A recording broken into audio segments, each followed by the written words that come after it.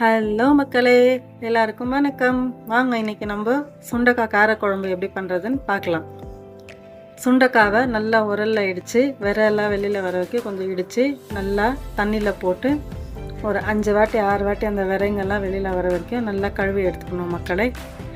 கழுவி எடுத்ததும் ஸ்டவ் பற்ற வச்சு பேன் வச்சு எண்ணெயை ஊற்றி கடுகு, சீரகம், வெங்காயம், கருவேப்பிலை அதெல்லாம் போட்டு நல்லா வதக்கிக்கணும் மக்களே. வெங்காயம் நல்லா வதங்கியதும் தக்காளி போட்டு நல்லா வதக்கிக்கலாம் மக்களே. தக்காளி வதங்கியதும் ஜிஞ்சர் கார்லிக் பேஸ்ட் போட்டுக்கலாம். அப்புறம் சில்லி பவுடர் 2 ஸ்பூன், தனியா பவுடர் 2 ஸ்பூன், மஞ்சள் தூள் ஒரு 1/2 ஸ்பூன், கரம் மசாலா இருந்தால் அது ஒரு 1/2 ஸ்பூன் போட்டுக்கோங்க மக்களே. எல்லாம் போட்டு நல்லா வதக்கியதும் நல்லா கழுவி வச்ச சுண்டைக்காவை எடுத்து அதில் போட்டு நல்லா வதக்கிக்கலாம் மக்களே. நல்லா வதக்கியதும் ஒரு 2 கிளாஸ் தண்ணி அதில் ஊற்றி ஒரு 10 நிமிஷம் வேக விடலாம்.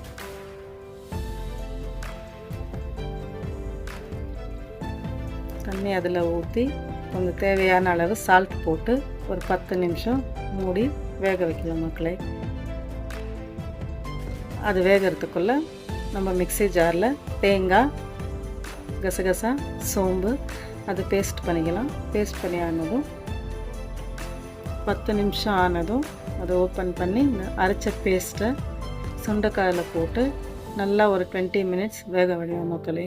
நல்லா ஒரு 20 மினிட்ஸ் வெந்து ஆனதும் கொஞ்சம் கொத்தமல்லி அதில் தூவி இறக்கணும்னா சுண்டைக்காய் காரக்குழம்பு ரெடி.